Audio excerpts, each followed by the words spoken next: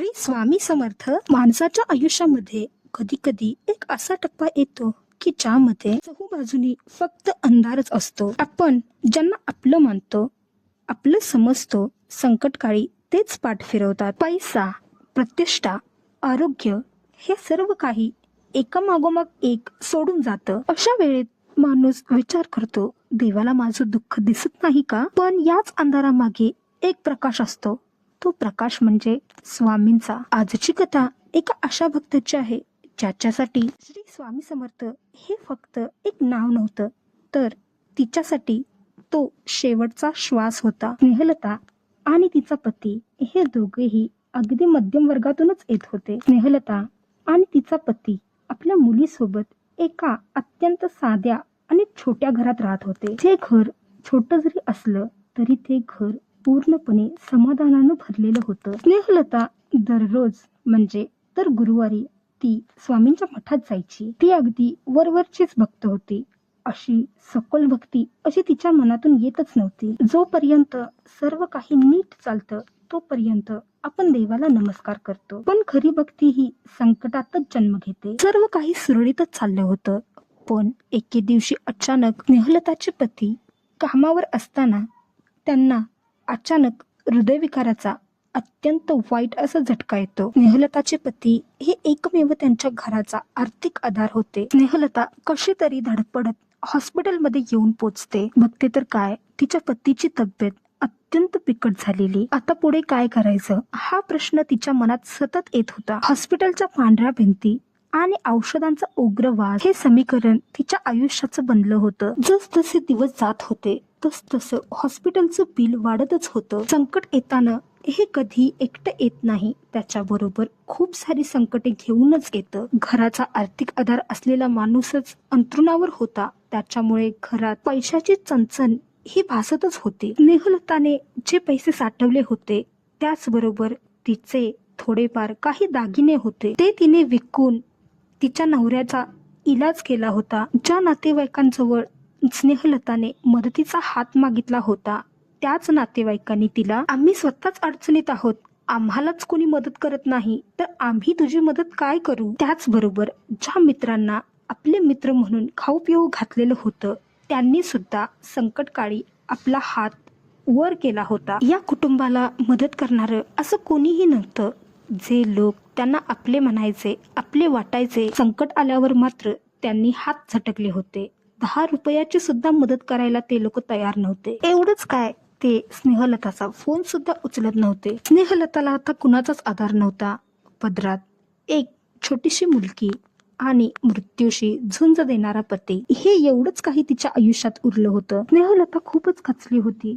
ती स्वामींच्या जवळ जाते आणि स्वामींना म्हणते, स्वामी, लोक इतकी कशी काय क्रूर होऊ शकतात? जे लोक कालपर्यंत आम्हाला स्वतःच मानायचे ते लोक आता फोन सुद्धा उचलत नाहीत. थोड्याच वेळात स्नेहलताला डॉक्टर बोलवतात आणि स्नेहलताला सांगतात, उद्यापर्यंत जर यांची शस्त्रक्रिया झाली नाही तर आम्ही काहीच करू शकणार नाही. ती डॉक्टरांना म्हणते, डॉक्टर, तुम्ही शस्त्रक्रिया करा, पण याचा खर्च किती येईल? त्यावर डॉक्टर तिला म्हणतात, जवळजवळ 5 लाखापर्यंतचा खर्च येईल. ज्या बाईकडे 5 रुपये सुद्धा उरले नव्हते ती 5 लाख रुपये कुठून आणणार? हे ऐकल्यानंतर तिला काहीच सुचलं नाही.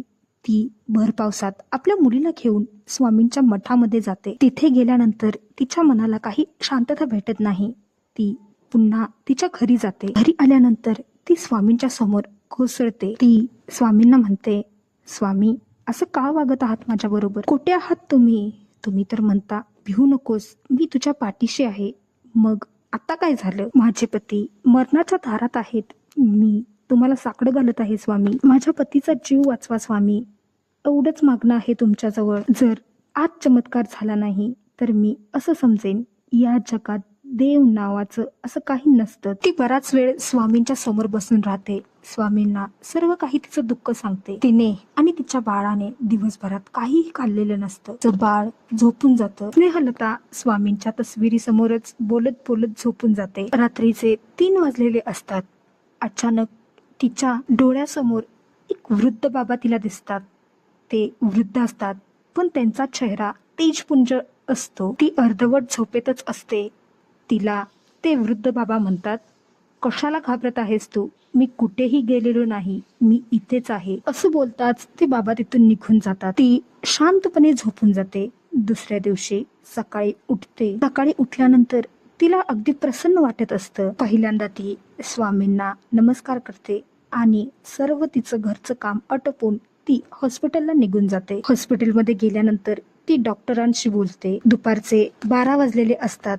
तिला अचानक फोन येतो. ती फोनवर बोलते. तिचा एक मित्र असतो की ज्याने 10 वर्षानंतर तिला फोन केलेला असतो. तो तिला असं सांगतो, मी तुला या हॉस्पिटलमध्ये काल बघितलं होतं आणि त्या हॉस्पिटलमधूनच मी तुझा नंबर घेतला आहे. कशी आहेस तू? कुठे आहेस तू? आणि काय करत आहेस तू? त्यावर स्नेहल त्याला सांगते, माझ्या पतीची तब्येत ठीक नाही आहे, मी सध्या हॉस्पिटलमध्येच आहे. त्यावर तिचा मित्र तिला म्हणतो, अगं मी तर मेन सर्जन आहे त्या हॉस्पिटलमधला. कोण आहेत तुझे पती? त्यांचं नाव सांग मला. त्यावर स्नेहल सर्व काही माहिती तिच्या मित्राला सांगते. तो तिला म्हणतो, यांचं ऑपरेशन आजच झालं पाहिजे, नाहीतर यांचा जीव वाचवणं फार कठीण होईल. त्यावर स्नेहलता त्याला म्हणते, मी पैसे जमवत आहे, पण एवढे पैसे मी कुठून आणू? माझ्याजवळ जे पैसे होते त्या पैशातून मी त्यांचा आजपर्यंतचा इलाज केला आहे. पुढचे पैसे मी काही दिवसातच जमा करेन. तोपर्यंत नाही चालणार का? त्यावर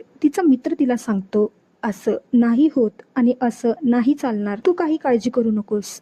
मी पैसे भरीन आणि त्यांचं ऑपरेशन करून घेईन. त्यावर स्नेहल त्यांना म्हणते, नको नको, अरे उगच कशाला तुला त्रास? त्यावर तो म्हणतो, असू दे, तुझ्या वडिलांचे खूप उपकार आहेत माझ्यावर. पैशांची मदत घ्यायला स्नेहल पहिल्यांदा तयारच नसते. ती त्याला सांगते, नको अरे, आधीची गोष्ट वेगळी होती, आताची गोष्ट पूर्ण वेगळी आहे. मी तुझी मदत अशी नाही घेऊ शकत. अगं स्नेहल, ऐक माझं, तुझ्या पतीचा जीव वाचवायचा असेल तर हे ऑपरेशन आपल्याला करायलाच पाहिजे. आणि असं थोडीच आहे, तू तुझे पती ठीक झाल्यानंतर माझे पैसे देऊ शकते. स्नेहल शस्त्रक्रियेला तयार होते. शस्त्रक्रियेसाठी तिचा मित्र पैसे भरतो आणि तिच्या पतीला शस्त्रक्रियेसाठी बोलवतात आणि त्यांची शस्त्रक्रिया चालू होते. पुढच्या काही तासातच त्यांचं सर्व काही ऑपरेशन जे असतं ते पूर्ण होतं. तिच्या पतीची शस्त्रक्रिया अगदी सुखरूप होते. स्नेहलता आणि तिची मुलगी खूप खुश असतात, कारण तिचे पती आणि तिच्या मुलीचे बाबा आता सुखरूप होते. ती तिच्या मित्राजवळ जाते आणि त्याचे खूप आभार मानते.